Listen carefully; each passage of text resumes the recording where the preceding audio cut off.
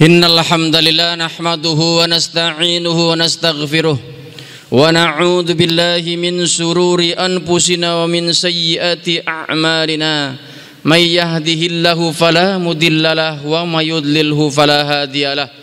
Asyhadu an la ilaha illallah wahdahu la syarikalah wa asyhadu anna Muhammadan abduhu wa rasuluhu la nabiyya ba'dah. Allahumma salli ala Sayyidina Muhammad wa ala ali Sayyidina Muhammad kama sallaita ala Sayyidina Ibrahim wa ala ali Sayyidina Ibrahim wa barik ala Sayyidina Muhammad wa ala ali Sayyidina Muhammad kama barakta ala Sayyidina Ibrahim wa ala ali Sayyidina Ibrahim fil alamin innaka Hamidum Majid. Wa qala Allah ta'ala fil Qur'anil Karim wa huwa asdaqul qailin. A'udzu billahi minasy syaithanir rajim. Ya ayyuhalladzina amanu taqullaha haqqa tuqatih wa la tamutunna illa wa antum muslimun. Wa qala Rasulullah sallallahu alaihi wasallam, ittaqillaha haitsu ma kunta wa atbi sayyi'atal hasanah tamhuha wa khaliqin nasa bihulukin hasanin.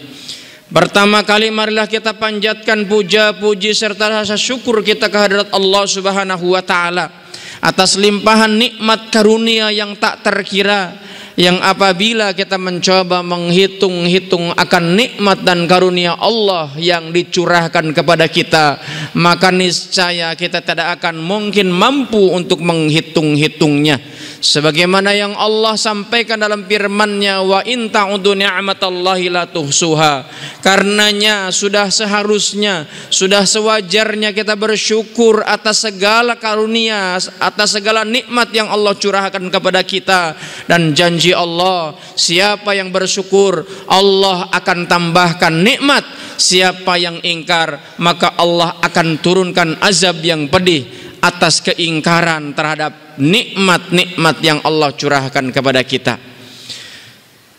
Wujud syukur yang kita lakukan yaitu dengan kita memenuhi panggilan Allah saat ini, dengan kita berkumpul di masjid ini sebagai sebuah upaya rasa syukur kita kepada Allah dengan menjalankan sholat Jum'ah insyaallah yang akan kita jalankan nanti, dan juga kita mengikuti dengan khidmat mendengarkan khutbah Jum'ah kali ini. Dan pada kesempatan kali ini saya ingin membawa tema tentang sukses dalam pandangan Islam. Jemaah yang dimuliakan Allah Subhanahu wa taala, di dalam hidup dan kehidupan umat manusia tidak ada satupun manusia yang menghendaki hidupnya susah. Tidak ada satupun manusia yang menghendaki hidupnya nestapa. Kalau ditanya satu persatu, adakah di antara kita yang ingin hidupnya susah? Maka pasti jawabannya tidak ada satupun orang yang mau.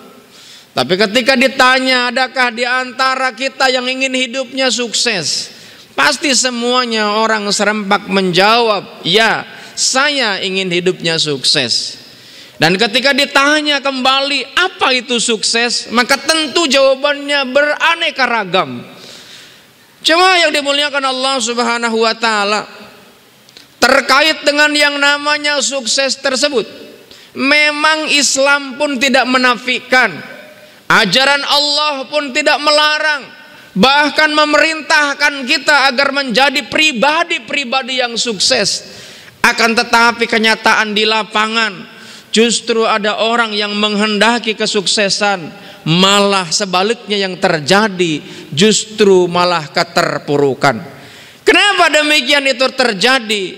Bukan karena lantaran dia kurang usaha, bukan karena lantaran dia kurang mendekatkan diri kepada Allah, tapi Allah menyampaikan kepada kita bahwa di dalam Al-Quran Allah menyampaikan yang tertuang di dalam surat Al-Imran ayat ke-140.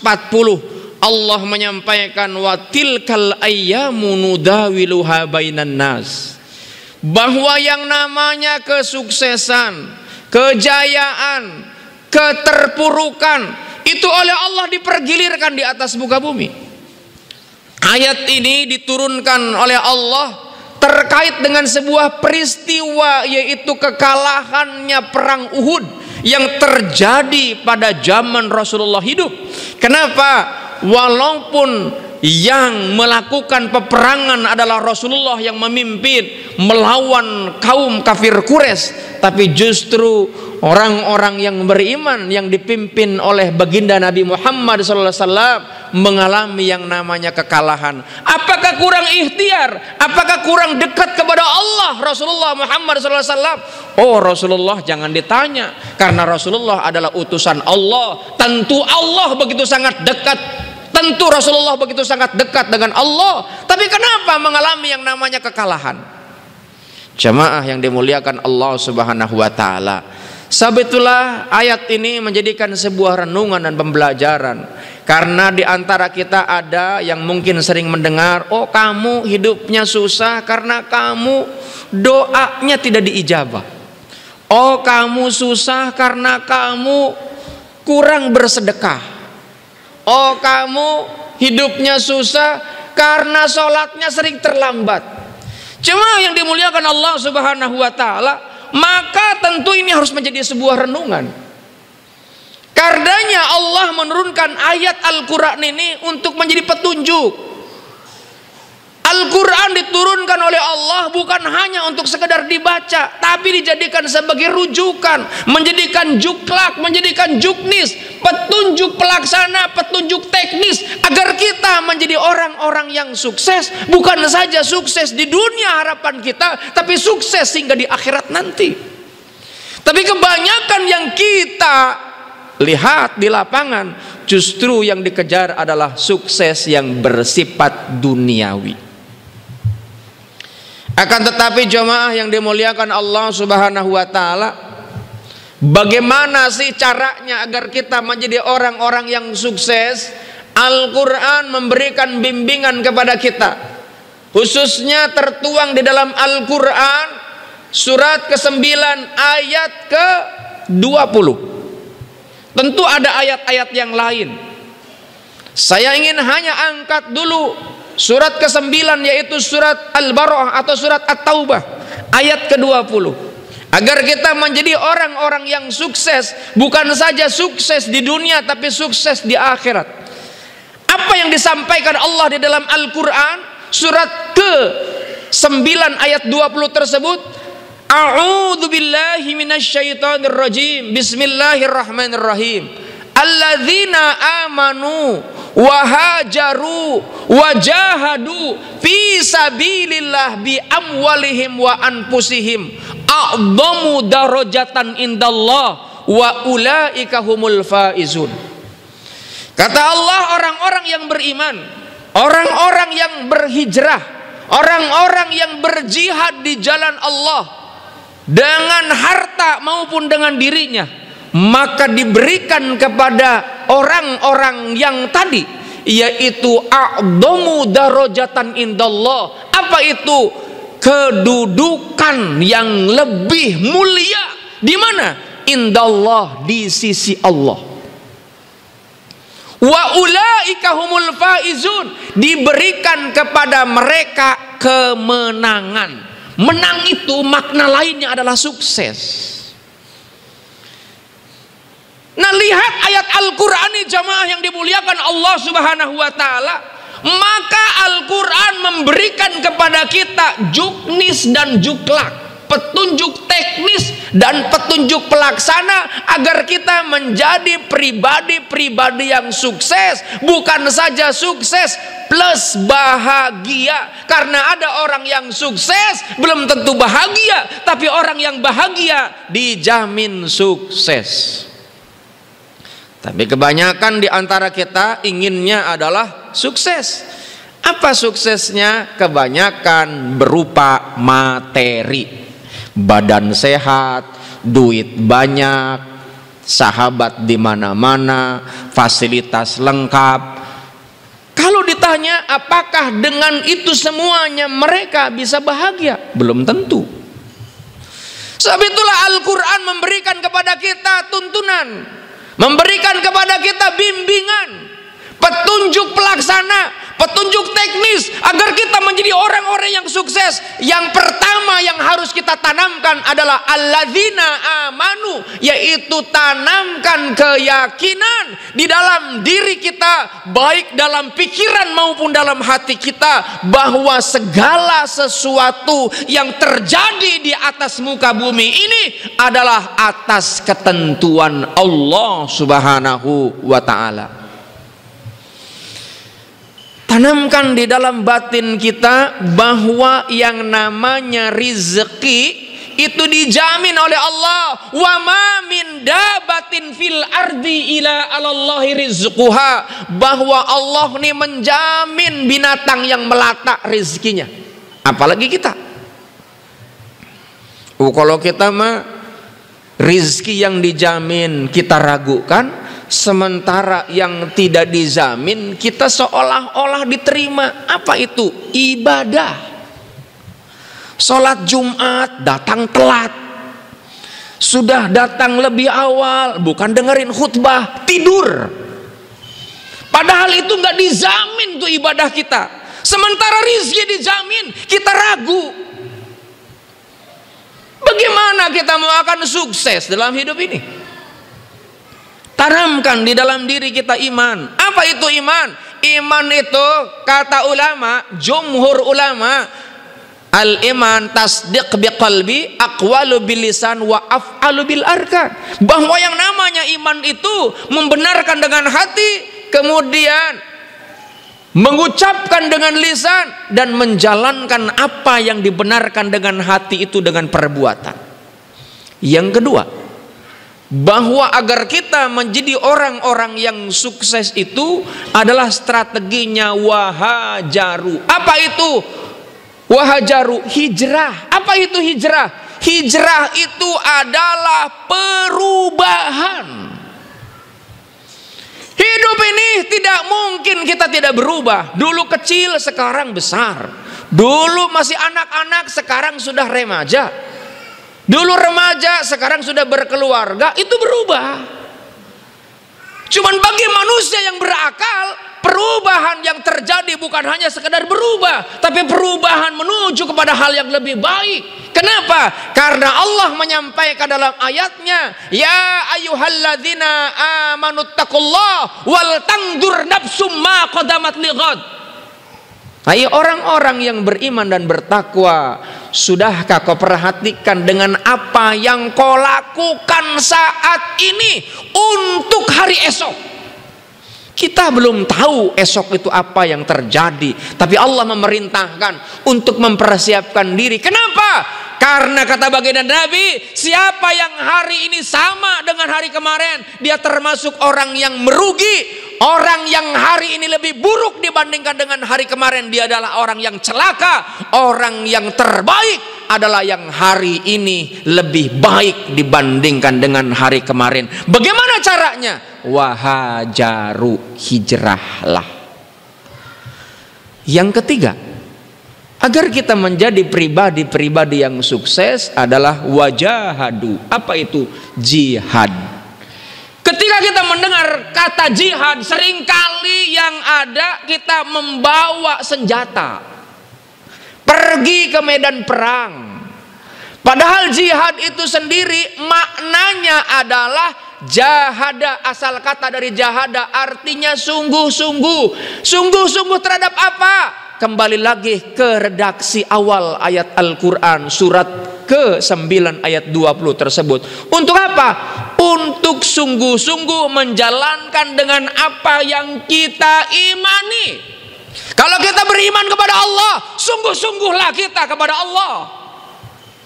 Maka kata Allah di dalam ayat yang lain, siapa yang bersungguh-sungguh untuk meraih ridho Allah, maka Allah akan kasih jalan dari arah yang gak pernah terpikirkan oleh kita. Ya kan? Sebab itulah jamaah yang dimuliakan Allah Subhanahu wa ta'ala, jihad ini adalah sebuah kesungguhan. Wujud kesungguhan kita ini ketika kita memang yakin bahwa sholat Jumat ini diperintahkan oleh Allah, ya datang lebih awal. Kalau sholat Jumat ini adalah diperintahkan sesuai dengan ayat Al-Quran, ya jalankan dengan sebaik mungkin, bukan sekenanya. Kalau memang puasa itu diperintahkan oleh Allah, ya jalankan. Tapi kalau orang yang separoh-separoh keyakinannya, kadang dijalankan, kadang enggak. Nah, wujud kesungguhan ini jamaah yang dimuliakan Allah Subhanahu wa taala, dalam redaksi ayat Al-Quran surat ke-9 ayat 20 tersebut diwujudkan bi amwalihim, dengan harta. Kenapa harta? Dan anfusihim yang kedua, bi amwalihim wa anfusihim. Kenapa harta? Karena ternyata banyak orang yang menghinakan diri demi meraih harta. Maka orang yang rela mengeluarkan hartanya di jalan Allah, itu adalah wujud kesungguhan.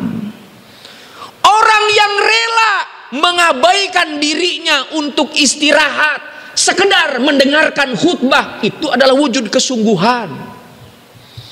Orang yang kemudian merelakan dirinya untuk dia mengabaikan kelelahan, lebih baik saya sholat Jumat daripada rebahan, maka itu adalah sebuah wujud kesungguhan. Maka wajar kalau kemudian Allah memberikan sebuah reward, sebuah hadiah, sebuah balasan dengan derajat kedudukan lebih mulia di sisi Allah. Maka kalau kedudukan lebih mulia di sisi Allah, di sisi makhluk tidak ada apa-apanya. Makanya orang-orang yang alladzina amanu wa hajaru wa jahadu fi sabilillah bi amwalihim wa anfusihim, dia akan memiliki predikat yang tidak akan dimiliki oleh makhluk manapun. Kenapa? Karena predikat mulianya di sisi Allah, dan diberikan pula kepada mereka wa ulaika humul faizun, diberikan kemenangan. Apapun yang dilakukan dalam kebaikan diberikan kemenangan. Maka jamaah yang dimuliakan Allah Subhanahu wa taala, untuk meraih sukses tidak perlu kita mendengarkan ini dan itu, tidak perlu meminta nasihat kepada ini dan itu. Cukup kita pahami Al-Quran. Kalau minta nasihat untuk memahamkan diri agar kita paham terhadap isi Al-Quran, sehingga Al-Quran memang dijadikan sebagai petunjuk hudan linnas wa bayyinati huda wal furqan. Barakallahu li wa lakum bima fihi minal ayati wa dzikril hakim, wa taqabbala minni wa minkum tilawatahu innahu wal ghafurur rahim. اللهم صل على سيدنا محمد.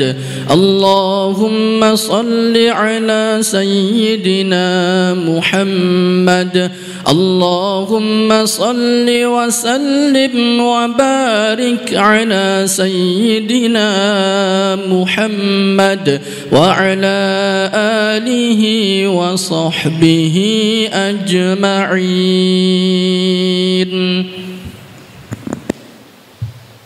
Alhamdulillah, alhamdulillahilladzi an'amana bi ni'matil iman wal islam. Asyhadu an la ilaha illallah wa asyhadu anna Muhammadar Rasulullah. Allahumma shalli ala Muhammad wa ala ali Muhammad. Amma ba'd. Ayyuhal hadirun, ittaqullah haqqa tuqatih wa la tamutunna illa wa antum muslimun. Jemaah yang dimuliakan Allah Subhanahu wa taala, setiap khatib itu senantiasa menyampaikan wasiat takwa. Dan wasiat takwa itu adalah merupakan rukun dalam berkhutbah Jumat. Kenapa menjadi rukun? Rukun itu adalah sebuah kewajiban yang tidak boleh ditinggalkan. Kenapa itu tidak boleh ditinggalkan dan ini menjadikan sesuatu yang wajib? Karena ada sebuah nasihat bahwa kalau kita tidak menjadi pribadi-pribadi yang bertakwa, nggak akan sukses. Makanya tadi iman, hijrah, jihad itu adalah salah satu dari 3 itu, ya, adalah ciri-cirinya orang yang bertakwa. Maka kalau kita kemudian menjadi pribadi-pribadi yang bertakwa, itu sudah mencakup semuanya. Sebab itulah Ayat Al-Quran memerintahkan kepada kita, ya ayyuhalladzina amanu taqullaha haqqa tuqatihi wa la tamutunna illa wa antum muslimun. Jangan pernah meninggalkan dunia ini kecuali dalam kondisi yang selamat, dan yang bisa menyelamatkan kita hanya dengan ketakwaan. Puasa yang sudah kita lewati di bulan Ramadan, la'allakum tattaqun tujuannya. Ibadah yang kita lakukan yang diperintahkan oleh Allah sebagaimana yang tertuang dalam Al-Quran surat Al-Baqarah, ya ayuhan nasu ubudu rabbakumul ladzi khalaqakum min qablikum la'allakum tattaqun. Itu tujuannya takwa. Kenapa? Karena dengan takwa ketika kita ingin meraih sukses dan ternyata tidak, menurut kita ini tidak tercapai atau menurut kita tidak sesuai, maka bagi orang-orang yang bertakwa tidak membuat dirinya menjadi patah arang. Sebab itulah dia akan berserah diri penuh kepada Allah, dengan dia lisannya berucap hasbunallah wa ni'mal wakil, ni'mal maula wa ni'man nasir. Bukan hanya sekedar lisan, tapi jiwa raganya dia satukan kepada Allah, dan memang betul-betul meminta bantuannya hanya kepada Allah, bukan kepada yang lain. Sebab itulah jamaah yang dimuliakan Allah Subhanahu wa taala, sukses dan terpuruk itu adalah anugerah yang Allah turunkan dan oleh Allah dipergilirkan. Bukan saja kepada manusia biasa, kepada nabi pun itu Allah turunkan. Supaya apa? Menjadikan pelajaran bagi kita bahwa untuk meraih sesuatu itu tidak ada yang instan, tidak ada yang mudah. Teruslah berikhtiar. Insya Allah, Allah akan menilai dari setiap ikhtiar yang kita lakukan. Nggak usah berpikir tentang hasil. Hasil itu adalah ketentuan Allah. Tugas kita adalah menjalankan dengan apa yang Allah perintahkan. Akhirnya marilah kita berdoa kepada Allah sebagai sebuah ikhtiar. Mudah-mudahan Allah menerima dari setiap jeritan hati kita, dari setiap penyerahan jiwa raga kita. Mudah-mudahan Allah menerima kita sebagai hamba yang mukhlisin. A'udzubillahi minasyaitonirrajim. Bismillahirrahmanirrahim. Allahumma shalli ala sayyidina wa habibina wa syafiina wa karimina wa dhuhrina wa maulana unkli sahabati Rasulillah ajma'in. Allahumma ighfir lil mu'minina wal mu'minat, muslimina wal muslimat, al ahya'i minhum wal amwat. Allahumma ja'al hada jam'an marhuma wa tafarruqana min ba'dihi tafarruqa ma'suma. Allahumma ahsin akibatana fil umuri kulliha wa ajirna min hijid dunya wa adabil akhirah. Allahumma ansur li ikhwanil muslim wal mujahidina fi Palestin. Allahumma ansur li ikhwanil muslim wal mujahidina fi Palestin. Allahumma ansur li ikhwanil muslim wal mujahidina fi kulli makan wa fi kulli zaman. Allahumma ansur li ikhwanil muslim wal mujahidina fi Indonesia. Allahumma rabbana taqabbal minna innaka antas samiul alim wa tub alaina innaka antat tawwabur rahim. Rabbana atina fid dunya hasanah wa fil akhirati hasanah wa qina adzabannar. Walhamdulillahi rabbil alamin. Ibadallah, innallaha ya'muru bil adli wal ihsan wa ita'idzil qurba wa yanhail fahsya'i wal munkar wal baghi la'allakum tadhakkarun. Wala dzikrullahi akbar. Aqimis shalah.